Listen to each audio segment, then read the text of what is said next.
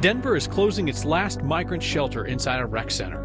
It's brutally cold. Xcel says save money by turning down your thermostat. So we did the math. Let's just say, hope you love pennies. Bipartisan agreement that Colorado needs to get tougher on car theft. RTD's proposed rules are not real subtle. They're targeted at homeless Coloradans. A small group of judges makes a big change to how our juries deliberate. And your next question about why the state legislature is bidding at the livestock auction and what happens to those animals. Something to chew over on Next. Denver is moving on from one stage of its work to welcome migrants from the southern border. The city's closing down the last remaining emergency shelter and a rec center. There are still more than 900 migrants staying in emergency shelters run by partner agencies around the city. Denver is asking the migrants who are there to still find a more permanent place to stay in 14 days' time. The migrants who remain in the shelters make up a bit less than a quarter of the 4,000 plus who have arrived since early December. The community donation sites are also wrapping up their work for now. This is the last night that Temple Emmanuel's collecting donations. They're open until 8 p.m.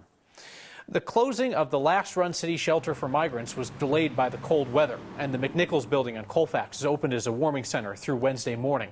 Outside McNichols, you've got a mutual aid group that set up tents with heaters and blankets for people who might not want to go into the city shelter. RTD is proposing a ban on people lying down on buses, trains, and at stations, and just straight up acknowledging this is targeted at the homeless.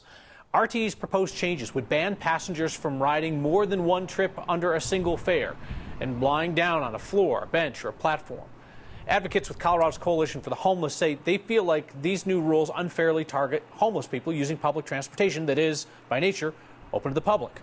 RTD's police chief, Joel Fitzgerald, says the people riding public transit all day, they need to be connected with other resources instead. It's all well and good to try to assist people when you can, but not at the expense of not letting them, again, access, public transportation that everybody else has access to. The bus station anywhere is not a place for someone to get the help that they need, right? Let's be honest. We're not equipped for that. So we have to take a very realistic look at where people need to be connected with those resources, and we're steering them towards those resources. We're not over-criminalizing anyone. RTD's board is going to vote on these proposed rule changes next month. RTD's chief Fitzgerald said he'd like to add more officers to enforce those rules rather than relying on third-party security for enforcement. It is 7 degrees outside right now, on our way to an overnight low of -2 in Denver. The kind of night where Xcel Energy scolding us to turn down our thermostats can feel like natural gaslighting. Our Marshall Zellinger did the math on how much 1 degree up or down adds up as we look at soaring energy bills. If I went from 64 to 65 degrees tonight, can you tell me, or can we calculate how much that's going to cost? Yes, we can definitely calculate that. Paulo Tabarez is a professor of mechanical engineering at the Colorado School of Mines. He did some neat calculations using an online computer program that built a 1,000 square foot home, 2,000 and 3,000, and the math is essentially the same. For every degree that you either increase or decrease, you're going to increase by about 3% your heating bills. If you decrease it by 1 degree, you're going to decrease your bills by 3%. So let's use the bill we've been showing you, which covers 33 days of gas use. These are all the charges that are associated with the gas. Added together, this is roughly $120. 3% of that is $3.60. For this homeowner, if they were to increase their thermostat 1 degree tonight and do that every day for the month, that's $3.60 more. Decrease 1 degree every day for the month, that's a savings of $3.60. If you say, well, that's not really much, and I agree, only $3, right? But if you reduce it 5 degrees, right, from 70 to 65, you're talking about 15%. Part of Xcel's messaging to help customers save on their energy bills includes lower your thermostat a few degrees. If each degree saves 3%, based on the example I showed you, lowering a few degrees tonight would save this person 11 cents for 1 degree, around 55 cents for 5 degrees. So what I do is I lower the set point thermostat to 58 degrees Fahrenheit for the entire house. CU architectural engineering professor Dr. John Zai got a high gas bill recently and is taking an extreme approach. He minimizes his furnace use at night and heats just the one occupied bedroom. The space heater I use for 8 hours at night. I use the minimal heat. It may just like 200 watts because I use the setting 1. So that one will lower the total energy consumption. So on the one hand, we've got the do you want to save 11 cents a night or spend 11 cents a night by upping the thermostat by a degree. On the other hand is, do you want to freeze out the pets in the house or just never step foot outside of a bedroom that you're in and use a space heater, which then uses electricity, not exponentially more in terms of the heat, and then you perhaps have fire risk and all that stuff. That Dr. Zai from CU got the high gas bill. He's trying it out for the first time. I can't tell you if he saved any because his next bill will show how much he has saved if this works. In that example, 11 cents for 1 degree. Tonight it's going to be -2 degrees out.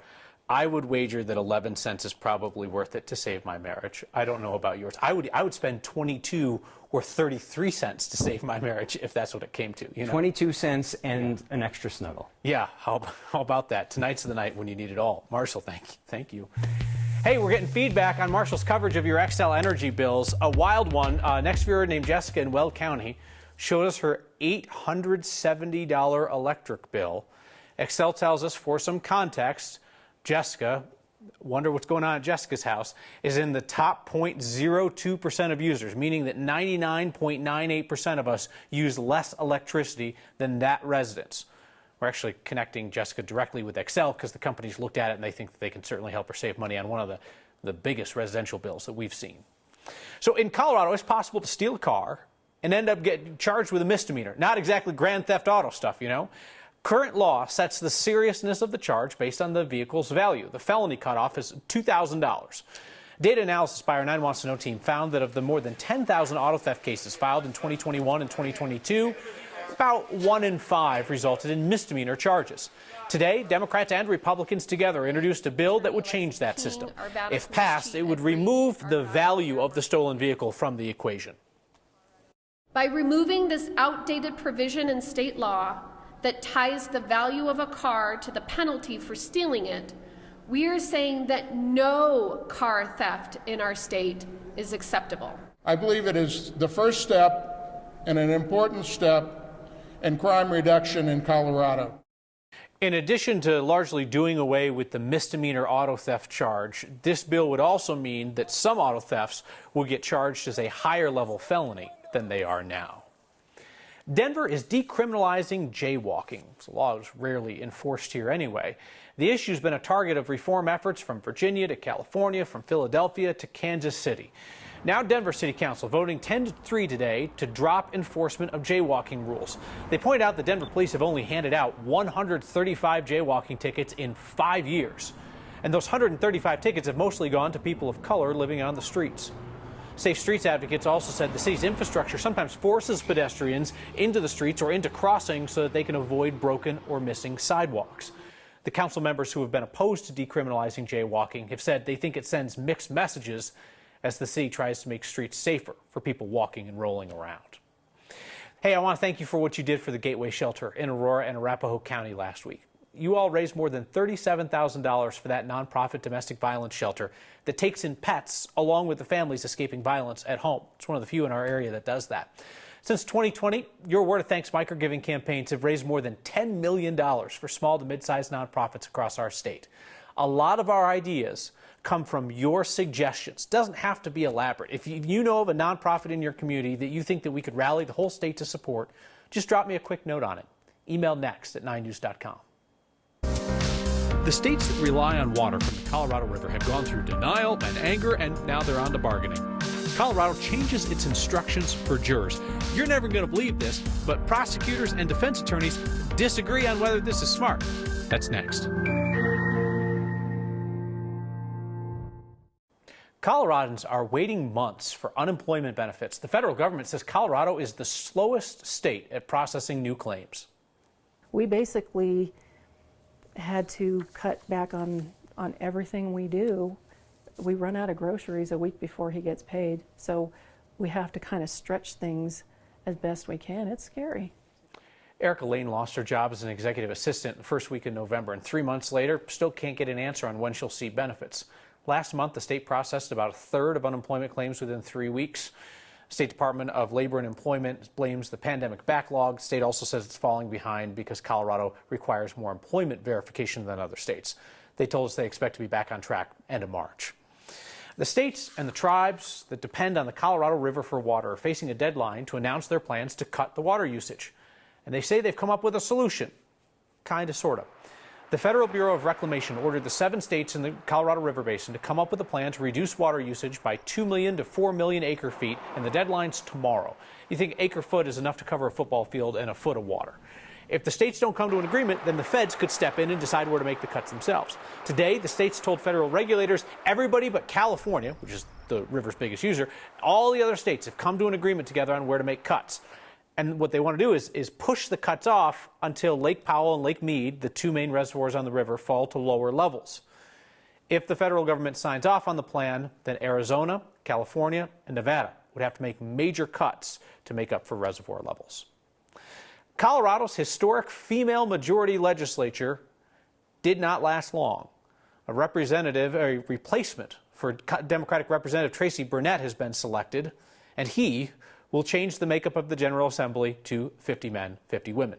Burnett won re-election in November, but she resigned right before the legislative session started. She's facing criminal charges alleging that she lied about where she lived to run in the wrong district.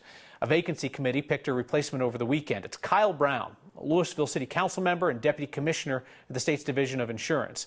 It took just 1 ballot for that Democratic vacancy committee to pick a winner out of 5 candidates that, interestingly, included a former U.S. representative and state House Minority Leader, David Skaggs. Tonight's next question comes to us from Larry in Aurora. He noticed Colorado's General Assembly on the list of buyers at the National Western Stock Show Junior Livestock Auction, and Larry was wondering who paid for the General Assembly's purchases and what happened to the animals won by state legislators. Well, that is a very good question, Larry. First off, they did not bid with our tax dollars. The legislature took up donations from members and from lobbyists at the Capitol. They came up with enough for 2 bids worth about $23,000 total. The bids in the livestock auction, of course, go to fund the education of the young exhibitors who are there. As for the animals, assuming we will not see livestock wandering around the halls of the Capitol, you have to assume that they, with the others, went to market and eventually somebody's plate.